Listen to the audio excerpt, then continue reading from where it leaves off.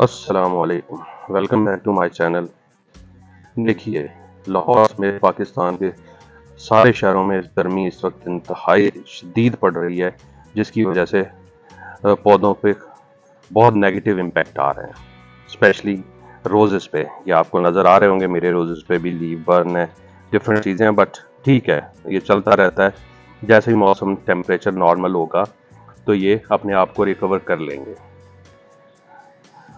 आज की वीडियो बनाने का मेन मकसद ये है कि मैं आपको समर की फर्टिलाइजर्स जो यूज़ की जाती हैं उनको एक ही वीडियो में डिस्क्राइब कर सकूं, क्योंकि मुझे अक्सर लोगों के मैसेजेस आ रहे थे कि आपने डिफरेंट वीडियोस में समर की फर्टिलाइजर्स को डिस्कस किया है, तो वो हम कंफ्यूज हो रहे हैं। तो आप ऐसा करें कि एक ही वीडियो में समर की जो फर्टिलाइजर्स हैं उनको आप डिस्क्राइब कर दें, थोड़ा एक्सप्लेन कर दें। तो ये वीडियो का मेन पर्पज़ यही है। देखिए, आज की वीडियो में मैं डिस्कस करूंगा कि जब टेम्परेचर 40 प्लस में होएगा तो तब आपने कौन सी फर्टिलाइजर्स यूज़ करनी है। इसके बाद मैं कोशिश करूंगा कि एक और वीडियो बनाऊं कि जब टेम्परेचर 40 से नीचे हो बट अबव 30 हो तब कौन सी फर्टिलाइजर्स यूज़ करनी है, उनको भी डिस्क्राइब करूं। देखिए, अगर टेम्परेचर 40 से ऊपर चला जाता है और आप वही रेगुलर फर्टिलाइजर्स यूज़ करते हैं तो आपके पौधे बर्न होंगे, उनकी रूट्स बर्न हो जाएंगी, डैमेज होंगी, जिसकी वजह से डायबैक आएगा और डायबैक के बाद पौधे मर जाएंगे। उनको बचाना तकरीबन नामुमकिन हो जाएगा, क्योंकि जो नॉर्मल फर्टिलाइजर्स आपको बताई जाती हैं, ये मैं आपको बताता हूँ, वो हीट जनरेट करती हैं, थोड़ी गर्म होती हैं, जिसकी ऊपर से आसमान से अलग से गर्मी बरस रही है गर्मी की फॉर्म में, और नीचे से आप उनकी रूट्स को गर्म कर देंगे फर्टिलाइजर्स के साथ, तो उससे डबल हीट हो जाएगी और जो पौधे को सरवाइव नहीं होने देगी, स्पेशली रोजेस को। रोजेस बहुत सेंसिटिव पौधे हैं। तो आप लोगों ने 40 प्लस जब टेम्परेचर हो जाए तो तब कौन सी फर्टिलाइजर्स यूज़ करनी है, वो मैं अभी आपको बताने जा रहा हूँ। तो बेहतर यही कि आप पेपर पेन ले लें और उस पर नोट कर लें, अपने पास सेव कर लें, ताकि आपको बार बार वीडियो देखकर दोबारा से चीज़ों को फाइंड आउट ना करना पड़े। तो जो आप नॉर्मल NPK वगैरह यूज़ कर रहे थे, जैसे ही 40 प्लस टेम्परेचर होता, आपने वो फ़ौरन से बंद कर देनी है। सबसे पहली चीज़ जो आपने स्टार्ट करनी है फर्टिलाइज़र्स की, उसको बताने से पहले मैं आपको ये बताऊंगा कि आपने गोडी करना बिल्कुल बंद कर देनी है। आपने अपने रोजेस की गोडी नहीं करवानी जब तक बरसात नहीं स्टार्ट होती, टेम्परेचर वापस 40 से नीचे नहीं आता।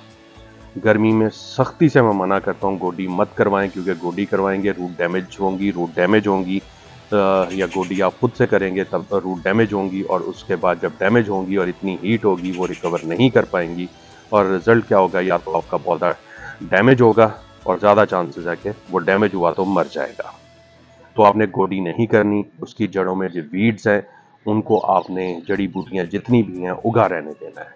उससे क्या होता है कि वो जो पॉट की या नीचे की जो सरफेस है, ग्राउंड सरफेस है, उसको कवर कर लेती हैं, और फिर वो हेल्प करती हैं जो आपका मीडिया है उसके टेम्परेचर को कम रखने में, क्योंकि वो उस पर साया किए रखती हैं और उसका वो टेम्परेचर कम रहता है। प्लस जितना भी एक्स्ट्रा वाटर होता है, कुछ वाटर वो भी एब्जॉर्ब करती रहती, यूज़ करती रहती हैं, जिससे आपकी सॉइल टाइमली ड्राई होती रहती है। देखिए, अगर आपकी सॉइल में पानी ज़्यादा रहेगा ना, तो हीट के साथ वो पानी भी जल्दी हीट अप हो जाता है, तो आपके मीडिया को बहुत ज़्यादा हीट अप कर देता है। वो भी वजह बनती है रूट बर्न की, और जैसे रूट डैमेज होती हैं और आपके पौधे पे इफेक्ट आता है। तो पहली चीज़ होगी कि आपने ना तो गोडी करनी है और ना ही वीड्स निकालनी है। तो अब चलते हैं आगे फर्टिलाइजर्स की तरफ। जो आपने पहली फर्टिलाइज़र है वो यूज़ करनी है, वो है ह्यूमिक एसिड, जिसको पोटाशियम ह्यूमेट के नाम से भी जाना जाता है। बेसिकली आपने कोशिश करनी है कि लिक्विड फॉर्म में लें, अगर लिक्विड में नहीं मिलता तो सॉलिड फॉर्म में लें, और वीकली बेसिस पे आपने, अगर पॉट्स में है तो वीकली बेसिस पे, और अगर आपकी ग्राउंड में ज़मीन में है तो मंथली बेसिस पे आपने ह्यूमिक एसिड को यूज़ करना है। पहले मैं बताता हूँ पॉट में कैसे यूज़ करना है। पॉट में आपने करना है 2 ग्राम सॉलिड फॉर्म में हो तो पर लीटर, और 2 ml लिक्विड फॉर्म में हो तो पर लीटर। वो डिज़ोल्व करके आपने पौधों की बेस में देना है, और तकरीबन 1 लीटर पानी आपने पौधों की बेस में देना है, बड़ों की, और जो छोटे पौधे हैं उनकी बेस में 1/2 लीटर पानी देना है। तो ये हो गया। और जो ग्राउंड में लगे हुए हैं उनमें 1 in a month देना है, तो आपने 5 ग्राम या 5 ml पर लीटर के हिसाब से डिज़ोल्व करना है पानी में, और फिर वो पानी आपने आपने पौधों की बेस में फ्लड करना है और 1 लीटर पूरा पानी एक पौधे की बेस में जाना चाहिए, चाहे वो छोटा है या बड़ा है। तो ये आप पहली चीज़ जो है फर्टिलाइज़र की फॉर्म में आपने देनी है ह्यूमिक एसिड, और वो वंस इन अ वीक अगर पॉट्स में है और वंस इन अ मंथ अगर ग्राउंड में है, ज़मीन में है। उसके बाद बाकी जितनी भी फर्टिलाइज़र्स हैं वो बंद कर देनी है। आपने सिर्फ एक फर्टिलाइज़र जो है वो यूज़ करना स्टार्ट करनी है, वो है कैल्शियम अमोनियम नाइट्रेट, जिसको कैन के नाम से जाना जाता है, जिसमें कैल्शियम होता है। और इसके साथ आप दूसरी फर्टिलाइज़र जो अब नई एक आई है मार्केट में स्वात एग्रो की, जिसका नाम है सिलिकैल्शियम, ये दोनों आपने ले लेनी है। सिलिकैल्शियम लिक्विड फॉर्म में और कैल्शियम अमोनियम नाइट्रेट जो है वो ग्रेनुलर फॉर्म में है, यानी सॉलिड फॉर्म में है। आपने 1 ग्राम कैल्शियम अमोनियम नाइट्रेट का लेना है और आपने 1 ml सिलिकैल्शियम का लेना है। इन दोनों को आपने पर लीटर डिज़ोल्व करना है, यानी 1 ग्राम और 1 ml सिलिकैल्शियम का ये आपने 1 लीटर में डिज़ोल्व करना है। और उसके बाद आपने छोटे पौधों में ½ लीटर बेस में पानी देना है और बड़े पौधों में 1 लीटर बेस में पानी देना है। और देना कैसे है? Once in 15 days, maximum 10 days में एक दफ़ा यानी दें, उससे ज़्यादा मत दें, और नहीं तो 15 डेज में एक दफ़ा दें। बेहतर यही है कि जब टेम्परेचर 40 प्लस हो जाए तो 15 डेज में एक दफ़ा दें। और उसकी प्रोसेस ये रखें कि ना जब आपने ये फर्टिलाइज़र देनी है उससे 1 वीक पहले, ना ही उसके 1 वीक बाद सल्फ़र या फास्फोरस बेस आप कोई फर्टिलाइज़र यूज़ नहीं करेंगे। ये मैंने आपको वैसे भी बाकी फर्टिलाइजर्स बंद करवा दी हैं, तो इसीलिए आपकी ये ऑटोमेटिकली बंद हो जाएंगे। उसके बाद जो नेक्स्ट है वो है माइक्रो न्यूट्रिएंट्स। देखिए, माइक्रो न्यूट्रिएंट्स को अक्सर लोग इग्नोर करते हैं, लेकिन आपने इग्नोर नहीं करना। 1 ग्राम पर लीटर के हिसाब से डिसॉल्व करें और माइक्रो न्यूट्रिएंट्स का आपने स्प्रे करना है 15 डेज में एक दफ़ा। और अगर आप 15 डेज में नहीं करना चाहते तो at least once in a month आप लाजमी माइक्रो न्यूट्रिएंट्स का स्प्रे करें। ये हो गया माइक्रो न्यूट्रिएंट्स देने आपने। और उसके बाद आपने देना है कैल्शियम अमोनियम नाइट्रेट का वो कॉम्बिनेशन विद सिलिकैल्शियम। ये आपकी मेन फर्टिलाइजर्स होगी जो आपने देनी है।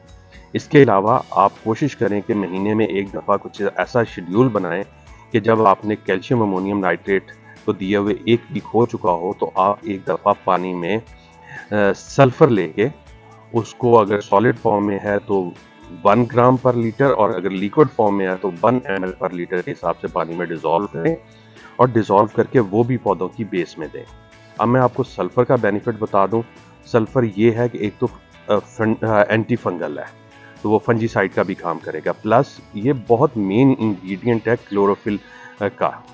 जो क्लोरोफिल फॉर्म होता है पौधों में, जो उसका ग्रीन पत्तों का कलर होता है, जो कि क्लोरोफिल पत्ते यूज़ करते हैं अपनी फूड प्रिपेयर करने के लिए, तो उसमें ये मेन इंग्रेडिएंट होता है और प्रोटीन को भी डिकम्पोज करने में और डाइजेस्ट करने में पौधे को हेल्प करता है। तो सल्फ़र लाजमी दें।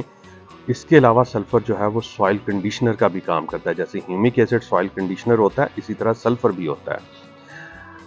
अब मैंने पहले भी आपको कैल्शियम बेस्ड फर्टिलाइजर्स के बेनिफिट बताए थे समर में, जब टेम्परेचर 40 से क्रॉस करे तो उसके क्या बेनिफिट्स होते हैं। मैं अब एंड में आपको वो भी दोबारा रिपीट कर देता हूँ। देखिए, जो कैल्शियम होता है, कैल्शियम जो है वो पौधे के जो सेल्स होते हैं उन सेल्स की सेल वॉल्स को थिक कर देता है। जब वो थिक हो जाएंगी तो उन पे फिर हीट के इम्पैक्ट नहीं आते। अब यहाँ मैं आपको बताऊँ, अगर आप नॉर्मल नाइट्रोजन जैसे हम वो देते हैं MAP मोनोअमोनियम फॉस्फेट देते रहेंगे तो उसमें नाइट्रोजन जब एक्सेसिव जाएगी तो पौधे के जो लीव्स हैं वो लश ग्रीन तो हो जाएंगे, लेकिन उनके सेल और सेल वॉल्स जो हैं वो सॉफ्ट और थिन हो जाएंगी, पत्ते जो हैं वो सॉफ्ट हो जाएंगे। और उससे ये होगा कि हीट का जो बर्निंग इम्पैक्ट है वो बहुत ज़्यादा आएगा पौधे पे। तो इसीलिए इसको आपको मैंने कहा था रिप्लेस कर दें कैल्शियम के साथ। और साथ सिलिकैल्शियम देने का मेन पर्पज़ ये है कि उसमें सिलिकॉन होता है और सिलिकॉन भी कैल्शियम के साथ मिलके जो सेल वॉल्स हैं उनको एक्स्ट्रा थिक कर देता है और उन पे हीट जो टॉलरेंस है वो पौधे की वो बढ़ जाती है, वो मसला नहीं आता। और इसमें जो ह्यूमिक एसिड दिया है वो ड्राउट टॉलरेंस, क्योंकि पानी का बड़ा मसला होता है गर्मी में, कम ज़्यादा होने का। तो जो अगर पौधा थोड़ी देर अगर खुश्क भी रह जाएगा, तो अगर आपने ह्यूमिक एसिड प्रॉपर दे रहे हैं तो उसकी वजह से पौधा वो ड्राउट का ज़्यादा स्ट्रेस नहीं लेगा। लेकिन इसका मतलब ये नहीं है कि पूरा दिन ही आप पानी नहीं देंगे और वो खुश रहेगा और पौधे को कुछ नहीं होगा। मतलब ये है कि एक आधा घंटा जो है वो आसानी से, यानी 1-2 घंटे गुजार सकता है इसकी वजह से, क्योंकि उसके अंदर इतनी बर्दाश्त आ जाती है कि वो थोड़ा प्यासा रह सकता है पौधा। तो ये मैंने इनकी कुछ समरी आपको डिस्क्राइब कर दी है। इसके अलावा पेस्टिसाइड पे भी मैं कोशिश करूंगा कि एक वीडियो बनाऊं, लेकिन मेरी एडवाइस अभी के लिए यही है कि जब आपका टेम्परेचर 40 प्लस हो जाए तो सवाए फंजीसाइड के अलावा आपने और कुछ नहीं देना, बल्कि फंजीसाइड को भी आप वंस इन अ मंथ कर दें। तो बाकी जब आपको पेस्ट का कोई अटैक नज़र आए तब दें, करना हो तो कर दें, अदरवाइज कोई पेस्टिसाइड मतलब इंसेक्टिसाइड स्प्रे मत करें। बाकी जो करने हैं, किस तरह के पेस्ट अटैक आ सकते हैं, उन पे मैंने एक एक करके वीडियोस बना दी हैं। आप उनको फॉलो करते रहें, आपको समझ आती रहेगी। और आगे चल के जैसे ही रेनी सीजन स्टार्ट होगा तो फिर हम अपनी फर्टिलाइजर्स को चेंज करेंगे और उसके बाद हमारी जो पेस्टिसाइड्स हैं उन पे भी हम काम करना शुरू करेंगे। तो वो जैसे जैसे टाइम आता जाएगा वैसे वैसे मैं आपसे शेयर करता जाऊँगा। तो अभी के लिए मैंने, क्योंकि ये बहुत डिमांड आ रही थी इसकी कि एक ही वीडियो में सारी समर की जो फर्टिलाइजर्स हैं वो बता दें, तो वो मैंने अभी गाइड कर दिया कि एक तो हो गया आपका potassium humate, calcium ammonium nitrate यानी कैनग्वारा, फिर सिली कैल्शियम, और उसके बाद जो माइक्रोन्यूट्रेंट्स हैं, और लास्ट में मैंने आपको सल्फर का कहा है। तो ये चीज़ों पे आप काम करें, इंशाल्लाह आपके रोजेस बहुत सेव रहेंगे और मरेंगे, कम से कम मरेंगे गर्मी में। तो और फिर जैसे ही मौसम नॉर्मल होगा, जैसे ही बरसात रेनी सीजन स्टार्ट होगा, तो ये ऑटोमेटिकली अपनी स्प्राउटिंग स्टार्ट करके अपने आप को रीस्टोर करना शुरू कर देंगे। तो उस टाइम पे पेस्ट के अटैक्स होंगे, लाजमी होंगे, तो उनके लिए फिर मैं बाद में वीडियो साथ साथ बनाता जाऊंगा। देखिए, एक आखिरी पॉइंट मैं आपको बता दूं, फर्टिलाइजर्स के अलावा अगर आप फर्टिलाइज़र ना भी दें लेकिन पानी इनको प्रॉपर दें, जिसमें मैंने अभी कुछ ही दिन पहले वीडियो बनाई थी, उसका लिंक मैं आई बटन में भी डाल दूंगा, डिस्क्रिप्शन में भी डाल दूंगा, उसको लाजमी देखें। क्योंकि पानी जो है इस टाइम पे प्रॉपर भर के पानी देना और एक रेगुलर वे से पानी देना और ऑर्गेनाइज तरीके से, ऐसे ही नहीं है कि उठा के पानी से भरी जाए, एक सिस्टमेटिक वे से, एक साइंटिफिक वे से आप पानी देंगे तो तभी आपके पौधे बच जाएंगे। आप कोई फर्टिलाइज़र दें ना दें, लेकिन आपके पौधे बच जाएंगे। अगर आप पानी सही से नहीं देंगे तो आपके पौधे, लाजमी बात है, सर्वाइव नहीं कर पाएंगे। जितनी गर्मी हो रही है तो उसमें सर्वाइवल पॉसिबल ही नहीं है। बल्कि पानी तो आप अगर प्रॉपर मैनेज करके पानी नहीं दे रहे तो आपके गर्मी हो ना हो, आपके पौधों के सर्वाइवल तकरीबन नामुमकिन होता जाता है अगर आप उनको पानी प्रॉपर नहीं दे रहे। तो अभी तक के लिए इतना ही। दुआओं में मुझे याद रखिएगा। अब मुझे इजाज़त दीजिए। अल्लाह हाफिज़।